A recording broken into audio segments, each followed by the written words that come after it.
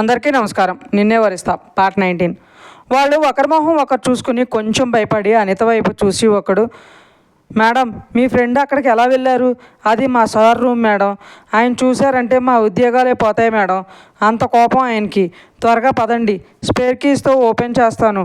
మళ్ళీ సార్ వస్తే ప్రాబ్లం అవుతుంది, లేదా ఎవరన్నా చూసినా కష్టమే. ఎందుకంటే ఆ రూమ్ గురించి మాకు మాత్రమే తెలుసు అని ఫాస్ట్గా పైకి వెళ్ళి కీస్ తెచ్చి డోర్ ఓపెన్ చేస్తారు. అనిత లోపలికి వెళ్ళేసరికి శ్రీనిక రూమ్ మొత్తం చిందరవందర చేసేసి ఉంటుంది.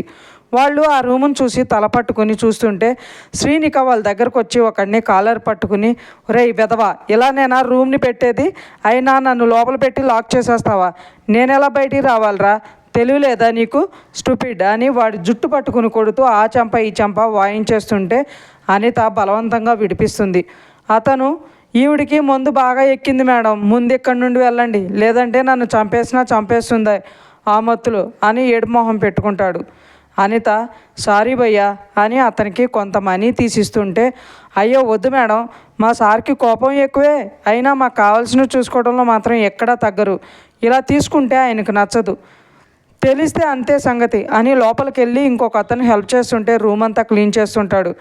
అనిత అక్కడి నుండి శ్రీనికని తీసుకుని బయటకు వస్తుంది. అప్పుడు అయిపోయి అందరూ ఎవరింటికి వాళ్ళు వెళ్ళిపోయి ఉంటారు. అనిత శ్రీనికని పక్కన కూర్చోబెట్టి క్యాబ్ బుక్ చేయడానికి ఫోన్ చూస్తూ ఉంటుంది. ఇంతలో చిన్నగా వర్షం పడుతూ ఉంటుంది. శ్రీనిక పైకి లేచి వర్షంలో తడుస్తూ, నా ప్రేమ నిన్ను చేరలేదని ఇప్పుడు నీకు చెప్పమంటూ వరుణుడు నాకు ఈ అవకాశాన్ని ఇస్తున్నాడు వంశ్. ఈ వర్షం నేలను ముద్దాడే క్షణం మట్టి వాసన ఎంత అద్భుతంగా ఉంటుందో అంతే అద్భుతమైన ప్రేమని నీకు పంచాలని, తనను తాకే వర్షాన్ని ఈ భూమిలో ఎలా తనలో కలుపుకుంటుందో అలా నన్ను నీలో కలుపుకోవాలని, ఈ వర్షపు చినుకుల స్పర్శ కోసం నేల తల్లి ఎలా వేచి చూస్తుందో అలా నిన్ను చేరి నీ కళ్ళలో చూస్తూ నా ప్రేమను నీకు చెప్పాలనే క్షణం కోసం ఎంతగానో వేచి చూస్తున్నా. అందుకే ఈ వర్షం సాక్షిగా, ఆ నేల సాక్షిగా, ఎటువంటి పరిస్థితుల్లో అయినా సరే ఎప్పటికీ నిన్ను నీ ప్రేమని మరవను అని మనస్ఫూర్తిగా చెప్తున్నాను వంశ్. నా ఆఖరి శ్వాస వీడే వరకు నా మనసును ఎప్పటికీ నిన్నే కోరుకుంటుంది. నీ జాను ప్రేమ నీకే సొంతం, నీకు మాత్రమే సొంతం. I love you Vansh, I love you so much అని గట్టిగా అరుస్తుంది. అనిత శ్రీనికను చూసి, వంశ్ మీద ఎంత ప్రేమను దాచుకున్నావే నీలో, అందుకే నీకు వచ్చిన కళ గురించి ఎక్కువగా ఆలోచిస్తున్నావు. ఎక్కడ వంశ్ నీకు దూరం అయిపోతాడని భయపడుతున్నావు. బట్ మీ ప్రేమ ఒక అద్భుతం శ్రీ. నేను కూడా మీ ఇద్దరిని కలిసి చూడాలని చాలా ఆశపడుతున్నాను నవ్వుతూ చూస్తుంది. ఇంతలో క్యాబ్ రావడంతో శ్రీనికని లాక్కెళ్ళి కారులో కూర్చోబెట్టి అనిత వాళ్ళ ఇంటికి తీసుకెళ్తుంది. ఆదికు కబోర్డ్ చూసి షాక్ అయ్యి వెనక తిరిగి, నా బట్టలు ఎక్కడా అని అడుగుతాడు. అన్విక పట్టించుకోకుండా ఫోన్ చూసుకుంటూ ఉంటే ఆద్విక్ ఆ బెడ్షీట్ నీట్గా కట్టుకుని అన్విక ఎదురుగా వెళ్ళి, నిన్నే అడిగేది, కబోర్డ్లో ఉండాల్సిన నా బట్టలు ఏమయ్యాయి అంటాడు. అన్విక తల ఎత్తి ఆద్విక్ను చూసి ఏమో అన్నట్లు పెదవిరుస్తుంది. ఆద్విక్ రూమ్ మొత్తం వెతుకుతాడు, కానీ ఎక్కడా కనిపించవు.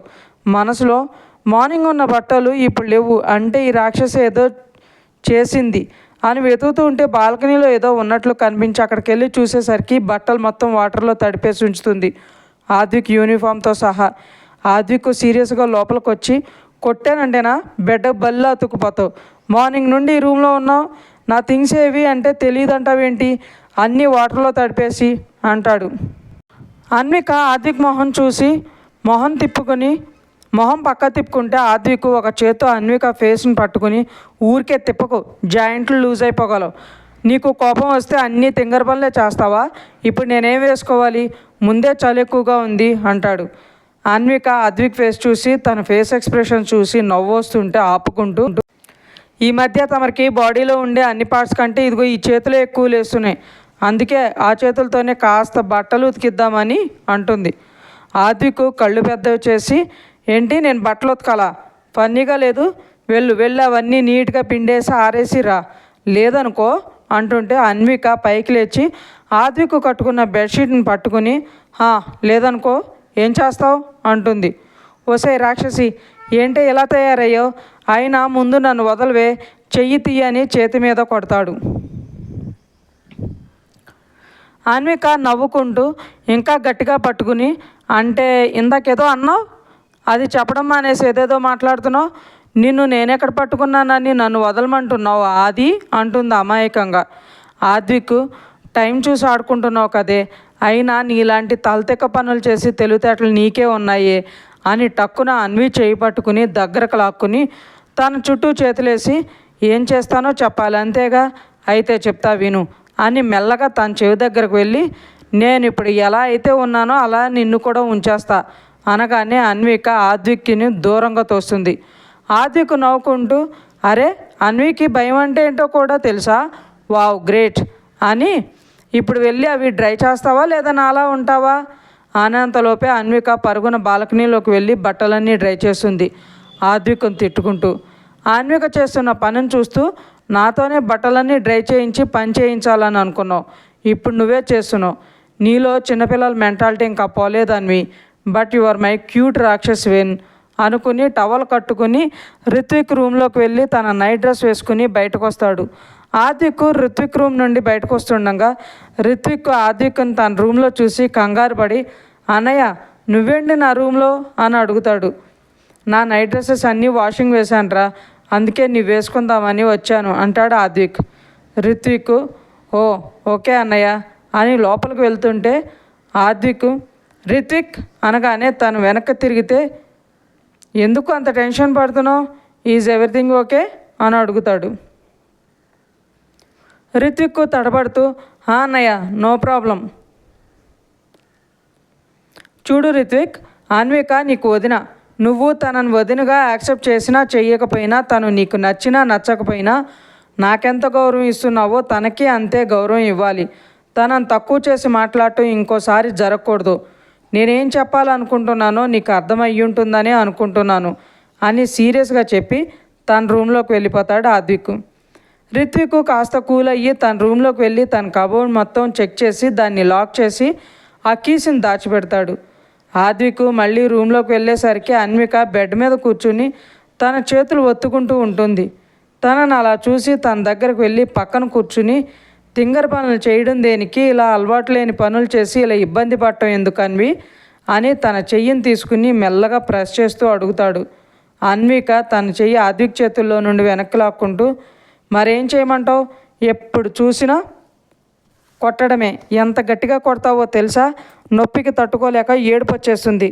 జైల్లో రౌడీలను కొట్టినట్టు కొడితే ఏం చేయాలి, ఇలానే నేను ఏదో ఒకరోజు ఆ దెబ్బలకే పైకి పోతానేమో అనగానే ఆద్విక్ అన్వికను దగ్గర తీసుకుని తన భుజం చుట్టూ ఓ చెయ్యేసి ఇంకో చెయ్యిని తన చెంపమే పెట్టి తన వైపు తిప్పుకుని ఆ కళ్ళలో చూస్తూ సారీ అన్వి, నువ్వు నా చెప్పకుండా వెళ్ళావు, నా కాల్స్ కూడా అటెండ్ చేయకపోయేసరికి కోపం వచ్చింది. నేను నీ గురించి టెన్షన్ పడుతుంటే నువ్వేమో హ్యాపీగా షాపింగ్ చేస్తున్నావు, అందుకే ఆవేశంలో కొట్టాను. కానీ నా టెన్షన్ వల్ల నిన్ను కూడా ఇబ్బంది పెడుతూ నిన్ను హర్ట్ చేస్తున్నాను. నీ పెయిన్ గురించి ఎక్కువ ఆలోచించలేదు, సారీ, ఇంకోసారి ఇది రిపీట్ అవ్వదు ఓకేనా అని తనను గట్టిగా హగ్ చేసుకుంటాడు. అన్విక ఆద్విక్ కౌగులను విడిపించుకుని నోరు తెరిస్తే అబద్ధాలే, కొట్టను అంటావు కానీ కొడతావు, ఇప్పటికి 4 సార్లు కొట్టావు నన్ను, పెళ్ళికి ముందు 2 సార్లు, పెళ్ళి తర్వాత 2 సార్లు, చేసేవన్నీ చేసేసి ఇప్పుడు సారీ చెప్తే నా పెయిన్ పోతుందా. ఆద్విక్ సరే నీ పెయిన్ పోవాలంటే ఏం చేయాలో చెప్పు చేస్తా అంటాడు. అన్విక వెంటనే సరే అయితే నాకు డివోర్స్ ఇచ్చేసి మా ఇంటికి పంపించు, అప్పుడు కొంచెమన్నా తగ్గుతుంది నా పెయిన్ అంటుంది సీరియస్గా. అసలు ఏం మాట్లాడుతున్నావో నీకు అర్థమవుతుందా అన్వి, పెళ్ళైన 6 మంత్స్లో నేను ఎంత కోపడినా అరిచినా తిట్టినా కూడా నన్ను వదిలి వెళ్ళాను, నువ్వు ఇప్పుడెందుకు అలా అంటున్నావు అంటాడు సీరియస్గా. అన్విక ఎందుకో నీ తెలీదా అది అంటుంది. అన్వి అదొక మిస్అండర్స్టాండింగ్ అంతే, దానికే ఇలా వద్దనుకుని వెళ్ళిపోయే రిలేషన్ ఆ భార్యాభర్తల రిలేషన్ అంటే అంటాడు. అది ఇన్ని మనసులో నా గురించి నీ తెలిసింది ఇంతేనా, అయినా నన్ను భార్యగా యాక్సెప్ట్ చేసి ఉంటే తెలిసేది నేనేంటో నా మనసు ఏంటో.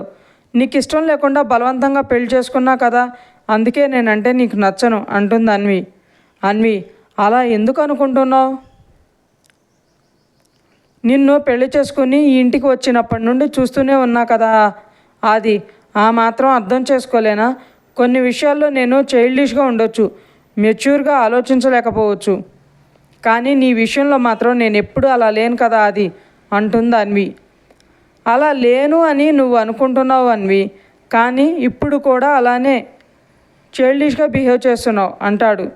సరే నువ్వు చెప్పు, ఏ రోజైనా నన్ను భార్యగా దగ్గర తీసుకున్నావా, ప్రేమగా మాట్లాడావా, నేనంటే ఇష్టం అనేలా ఏదైనా చేశావా అని అడుగుతుంది అన్వి. ఆద్విక్ ఏదో చెప్పేలోపే శారద గారు ఆది అంటూ అక్కడికి వస్తారు. ఆద్విక్ ఆవిడని చూసి పైకి లేచి రా అమ్మా అంటాడు. శారద గారు భోజనానికి రండి ఆది, పాపం అన్వి మార్నింగ్ నుండి ఏమీ తినలేదురా అని అన్విక దగ్గరకు వెళ్ళి కోపం ఉంటే వాడి మీద అరువు తిట్టు, అంతేకాని ఇలా తిండి తినడం మానేస్తే ఎలా అన్వి, వాడితో గొడవ పడడానికి వాడిని నేర్పించడానికైనా శక్తి కావాలిగా అంటూ నవ్వుతారు. అన్విక ఆద్విక్ని చూస్తూ మీ అబ్బాయి చేసిన పనికి ఆకలి చచ్చిపోయిందా ఆంటీ అంటుంది. శారద గారు ఏదో అనబోతే ఆద్విక్ అమ్మ తను వస్తుందిలే నువ్వు వెళ్ళి అన్నీ రెడీ చెయ్యి అనగానే ఆవిడ వెళ్ళిపోతారు. ఆద్విక్ అన్విక చెయ్యి పట్టుకుని అన్వి పద భోజనం చెయ్యి అంటాడు. అన్విక విసురుగా చెయ్యి లాక్కుని నాకొద్దు అంటుంది. అన్వి మొండిగా చేయకు, నిన్ను ఇంటికి తీసుకొచ్చినప్పటి నుండి నా మీద కోపంతో సరిగ్గా తినడం లేదు. అమ్మ చెప్పినట్లు నాతో గొడవ పడాలి అన్నా నీకు శక్తి కావాలిగా, సో వచ్చి తిను అంటాడు ఆద్విక్. నీ చెప్తే అర్థం కావడం లేదా, అది నాకు ఆకలిగా లేదు, నాకొద్దు, నువ్వు వెళ్ళి తిను అని గట్టిగా అరుస్తుంది. ఆద్విక్ కూడా సీరియస్గా జస్ట్ గెటప్ అన్వి అని గట్టిగా అరిచి కోపంగా తనను చూడగానే అన్విక భయపడి టక్కుని లేచి నిలబడుతుంది. ఆద్విక్ అన్విక చేయి పట్టుకుని డైనింగ్ టేబుల్ దగ్గర తీసుకెళ్ళి కూర్చో అంటాడు. అన్విక ఏం మాట్లాడకుండా కూర్చుంటుంది. శారద గారు వడ్డిస్తుంటే అన్విక భయంగా ఆద్వికను చూస్తూ గప్చుప్గా తినేస్తుంది. ఆద్విక్ కూడా తినేసి ఇద్దరు రూమ్కి వెళ్తారు. అన్విక లోపలికి వెళ్ళగానే బయట బాల్కనీలోకి వెళ్ళి అక్కడ ఉన్న ఉయ్యాల్లో కూర్చుని ఆలోచిస్తూ ఉంటుంది. ఇంకా ఉంది. ఫ్రెండ్స్, మీకు ఈ స్టోరీ నచ్చినట్లయితే లైక్ చేయండి, సబ్స్క్రైబ్ చేయండి. ఎంతలా ఆదరిస్తున్నందుకు థ్యాంక్ యూ సో మచ్.